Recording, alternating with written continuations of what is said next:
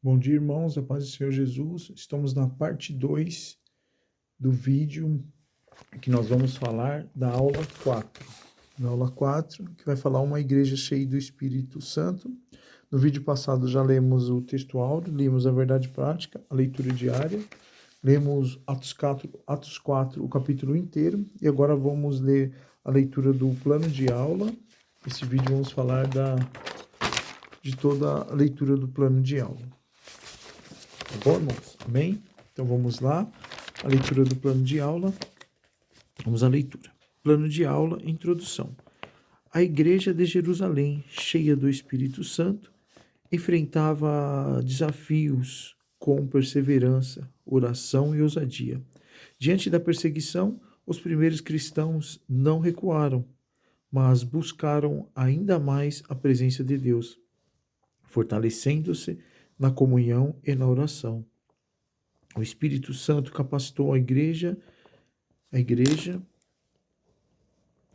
a suportar as aflições, permanecer firme na fé e proclamar o Evangelho com coragem. Assim, aprenderemos que uma igreja cheia do Espírito não se intimida diante das dificuldades, mas avança em sua missão com poder e autoridade. Apresentação da lição, os objetivos. Irmãos, então temos 3 objetivos a ser alcançados com essa lição.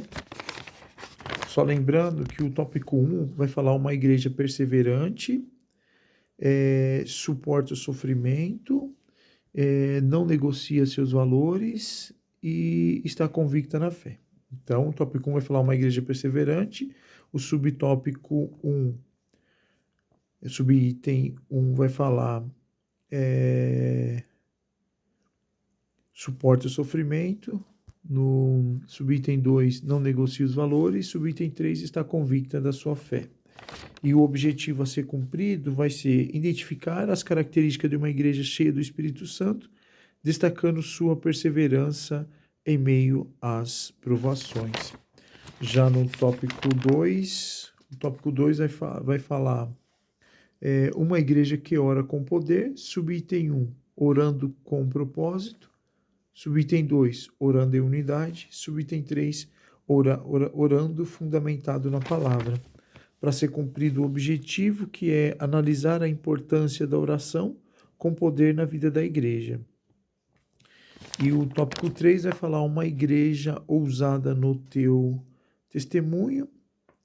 O ponto 1 vai falar ousadia para enfrentar oposição ao Evangelho. O ponto 2, ousadia no exercício dos dons espirituais. Ponto 3, ousadia na exposição da palavra. E cumprir o objetivo, que é demonstrar como a ousadia espiritual fortalece a pregação do Evangelho. Motivação. Diante dos desafios da vida cristã, muitas vezes nos perguntamos como a igreja pode permanecer firme e influente em um mundo hostil. A resposta está na plenitude do Espírito Santo.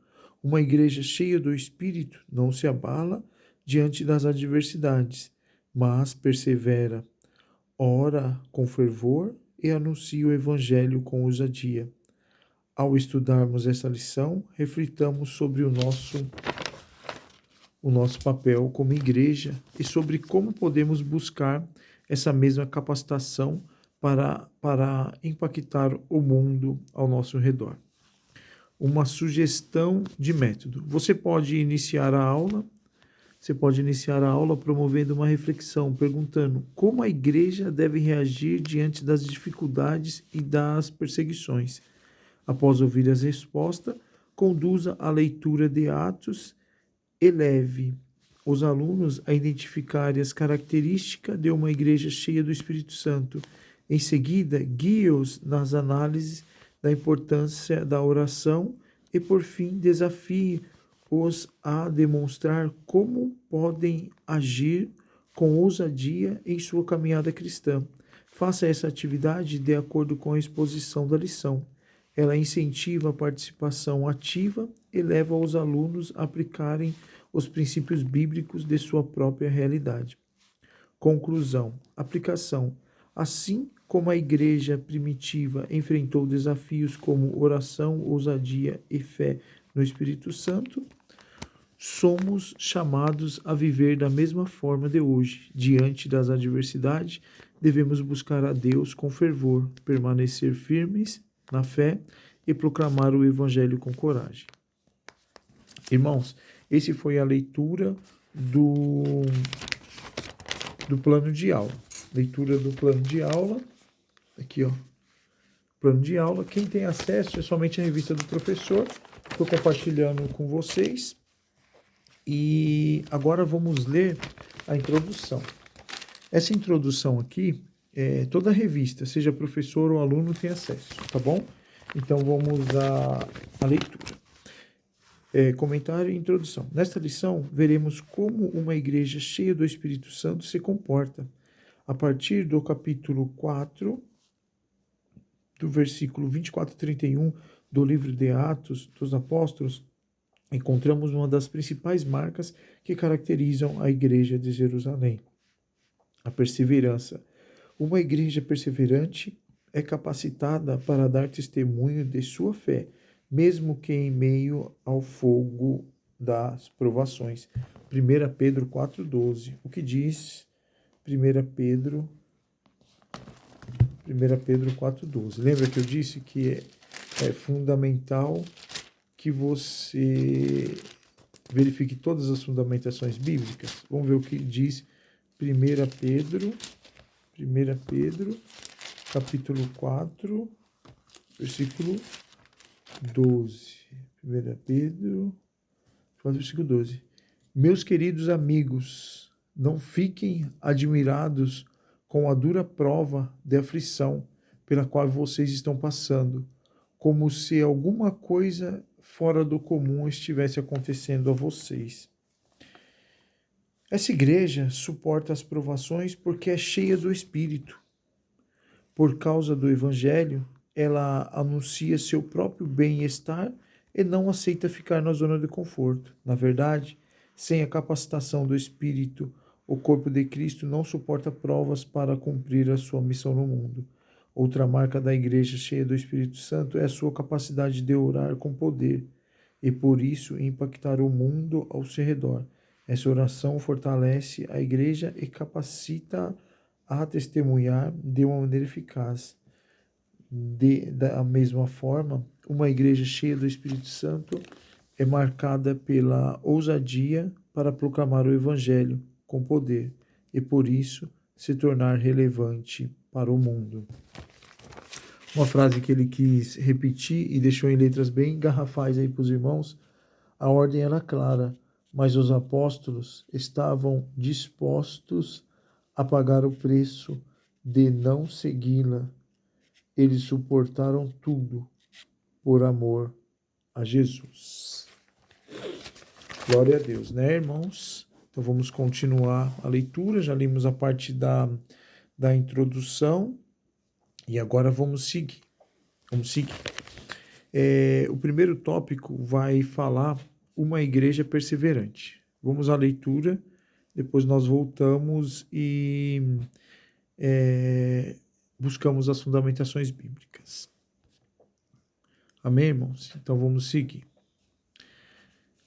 Suportando o sofrimento. Após a sua preparação à Porta Formosa, Pedro e João são levados presos. Atos 4:3. E posteriormente ameaçado por pregarem o nome de Jesus. Atos 4:17.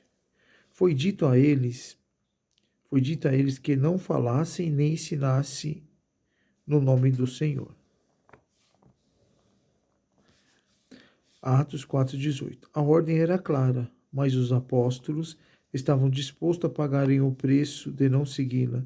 Eles suportariam tudo por amor a Jesus. Agiam com perseverança. Isso só foi possível porque Pedro, que falava por si e pelos demais apóstolos, havia sido cheio do Espírito Santo. Atos 4:8. O tempo verbal do grego usado para o versículo 8, tendo sido cheio, demonstra que o apóstolo, que já havia sido batizado no Espírito Santo no Pentecoste, foi revestido novamente do poder do alto. Uma igreja continuamente cheia do Espírito suporta as provas e sofrimento. Olha o próximo item, subitem 2. Não negocia seus valores. Quando a classe sacerdotal intimou os apóstolos, eles deram ordem expressa que eles não falassem nem ensinassem o nome de Jesus. A resposta do apóstolo foi: julgai vós se é justo diante de Deus, ouvir-vos antes a vós do que a Deus. Em outras palavras, os apóstolos afirmavam que não negociavam sua fé, não abririam mão dos valores da fé que haviam recebido, pois eles são inegociáveis. Uma das marcas de uma igreja que perdeu ou está perdendo o poder do Espírito é a sua aceitação de princípios e práticas que afrontam as Escrituras. Esta convicta de sua fé. Uma igreja cheia do Espírito Santo está convicta de sua fé. Não se apoia em suposições, mas em fatos. Os primeiros cristãos não apenas ouviam sobre Deus, mas também testemunhavam as suas obras. Quando Filipe pregou em Samaria, os samaritanos se convenceram porque ouviam e viam os sinais que Filipe fazia. Alguém já disse a Deus que é plenamente obedecido no céu, porque lá ele é visto, enquanto na terra muitas vezes é desobedecido por ser apenas ouvido. No entanto, a igreja cheia do Espírito não pode apenas proclamar a palavra, mas também manifesta a obra de Deus. Jesus foi poderoso tanto em palavras quanto em obras. Irmãos, então essa foi a leitura do tópico 1, né? Do tópico 1, que fala uma igreja perseverante. Subitem 1, suportando sofrimento. Subitem 2, não negocia seus valores. E subitem 3, está convicta da sua fé. Tá. Então agora vamos fazer uma leitura, só que com fundamentação bíblica. Não é somente o comentário do comentarista da revista, né? O irmão José Gonçalves, do pastor José Gonçalves. Não é o comentário dele.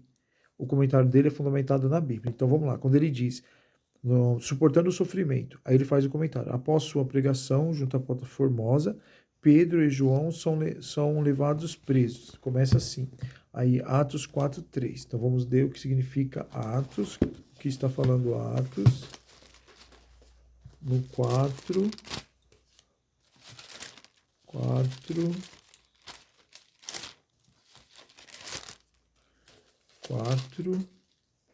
3. 4:3. Quando Jesus ficou sabendo disso, saiu da Judéia e voltou. Peraí, cancela aí, irmão. Eu abri errado aqui. Atos 4:3 aqui. Atos 4:3. Então prenderam os dois. Deixa eu até iluminar aqui, irmão. Deixa eu achar meu marca-texto aqui. Que não está iluminado na minha.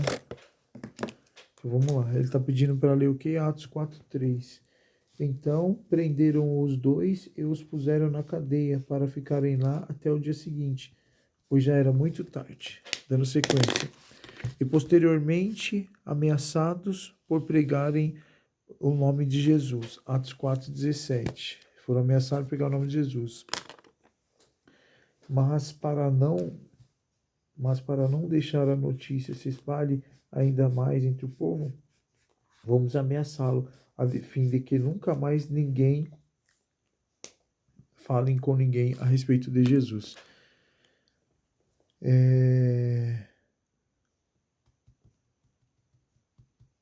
Bom, Pedro e João. Então, quem estava querendo parar?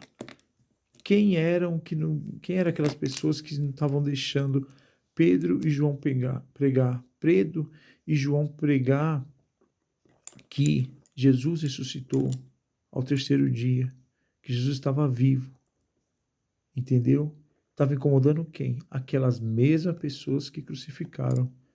Então, os saduceus, os fariseus, as lideranças dos judeus, a liderança do povo. Então, eles estavam querendo novamente aí, parar. Eram essas pessoas que estavam tentando frear aí, como pode ser visto em Atos 4:17. Agora vamos ler. Já li Atos 4:17, né? Que é mais para não deixar a notícia espalhar ainda mais do povo, vamos ameaçá-lo. Então, essa liderança, os fariseus, os saduceus, estavam dispostos a ameaçá-los. Depois vamos ver que para parar o evangelho, o primeiro mártir lá, o Estevão, eles apedrejaram porque eles estavam anunciando o evangelho. Estevão foi apedrejado, morto, porque anunciava o evangelho. Então, eles foram ficando. Primeiro começou com uma ameaça. Os dois apóstolos de Jesus operaram a cura. Curaram um homem ali de mais de 40 anos de idade, aleijado, na porta do templo. Operaram a cura. E eles foram ameaçados. Não pregue mais, não fale mais de Jesus. Ele não quer que você fale que eles ressuscitaram. Então eles tentaram parar. E depois não vai ser só ameaça. Vai ser mortes também. Vão colocar o pessoal para os leões comer. Vão passar pinche. Vão incendiar eles de noite lá para iluminar as ruas. Vocês vão ver que o negócio agora vai só apertar para eles, né? Para os cristãos. A perseguição, sofrimento aqui, ó, suporte e sofrimento. Foi dito a eles que não falassem nem ensinassem no nome do Senhor. Atos 4:18. Então chamaram e ordenaram durante que não falassem nem ensinassem nada a respeito de Jesus. Então chamaram, falassem que não ensinassem a respeito de Jesus.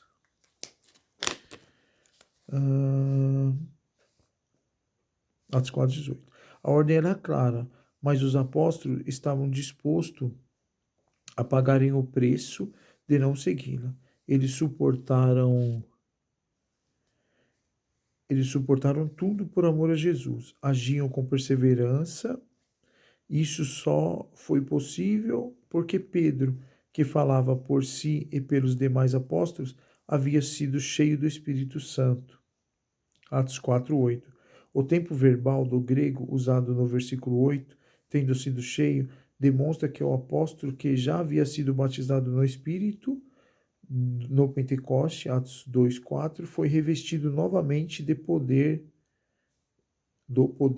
do alto. Uma igreja continuamente cheia do Espírito suporta provas e sofrimentos e suporta até a morte, né, irmão?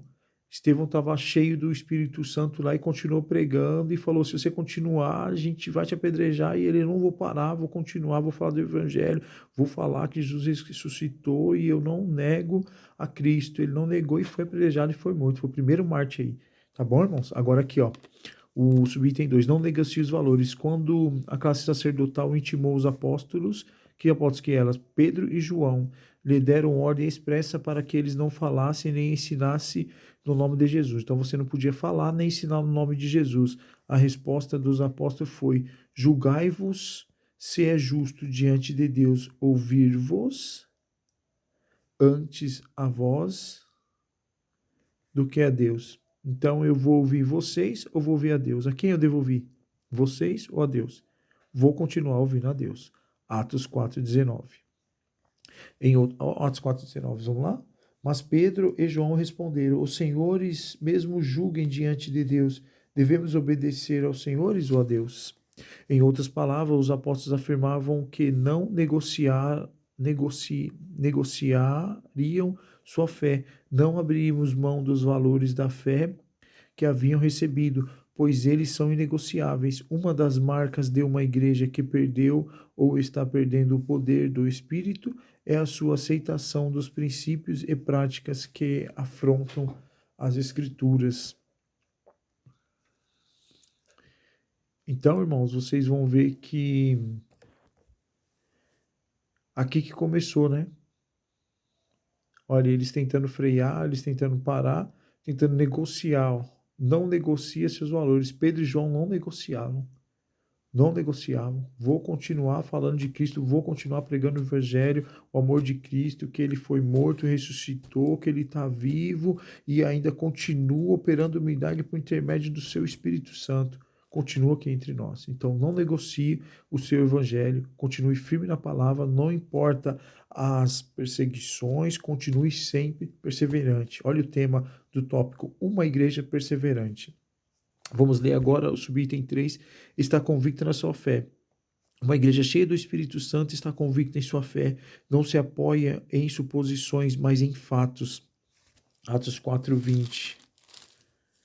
Pois não podemos deixar de falar daquilo que temos visto e ouvido.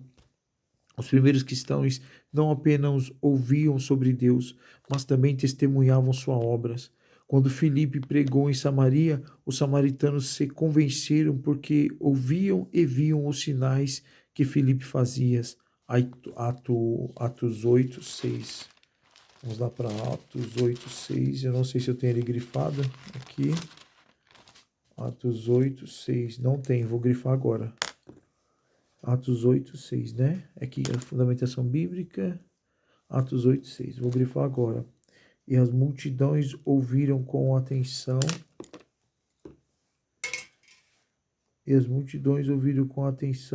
O que ele dizia. Todos os escutavam e ouviam os milagres que ele fazia.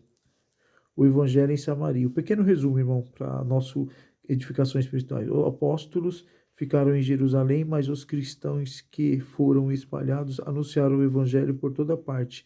Filipe, um dos 7 auxiliares do apóstolos, leva o Evangelho até a região de Samaria. Depois de seu encontro com um alto funcionário da Etiópia, ele anuncia o Evangelho na cidade de Azoto e em outras cidades até a Cesareia. Um pouco adiante, o livro de Atos fala sobre a igreja, toda a região de Judéia, Galileia e Samaria. E olha o que ele diz aqui, os primeiros cristãos apenas ouviam sobre Deus, mas também, os primeiros cristãos não apenas ouviam sobre Deus, mas também testemunhavam sua obra. Quando Filipe pregou em Samaria, os samaritanos se convenceram porque ouviam e viam os sinais que Filipe fazia. Atos 8:6. Alguém já disse que Deus é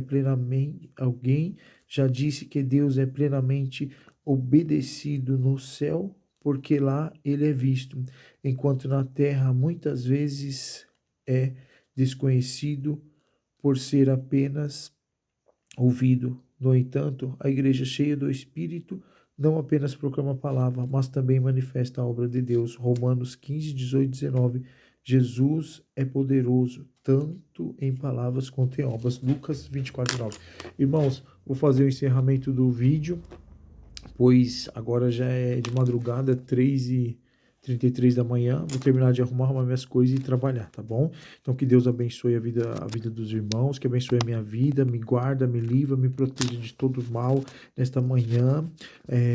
E eu peço a Deus Todo-Poderoso que em nome do Senhor Jesus Cristo, que Ele perdoe todos os meus pecados, minhas falhas, minhas transgressões, minhas iniquidades, Senhor. Que Ele venha me fortalecer no dia de hoje, que eu venha ficar firme, que eu não venha aceitar o pecado, que eu não venha pecar no dia de hoje, que eu venha permanecer firme e fiel à palavra de Deus, aos mandamentos de Deus, às escrituras sagradas, que eu venha ser imitador de Cristo, que eu venha ter Cristo como alvo.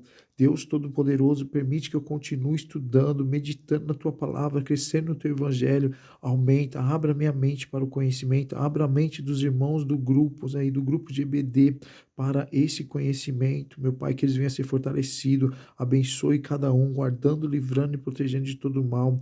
Abençoa minha família, minha esposa Andréa, meu filho João Vitor, meu filho Luiz Felipe, estenda suas mãos sobre eles, guardando, protegendo, livrando todo mal. Abençoe, Senhor, os pastores da nossa igreja, meu Pai, os evangelistas, os presbíteros, os diáconos, meu Pai, abençoa a vida do pastor Zezito, da pastora Anita, dos filhos deles, estenda suas mãos sobre eles, guardando e livrando de todo mal. Senhor, abençoa a vida de cada obreiro, Senhor, daquela casa, de cada membro, Senhor, daquela casa, estenda suas mãos sobre eles, guardando, livrando e protegendo todo mal. Abençoa os dizimistas, os ofertantes, Senhor, vá levantando cada um, Senhor, tem misericórdia, Pai, tem misericórdia. Deus Todo-Poderoso, nos abençoe nessa manhã, nos guarda, nos livra e nos proteja de todo o mal. É o que te pedimos em nome do Senhor Jesus.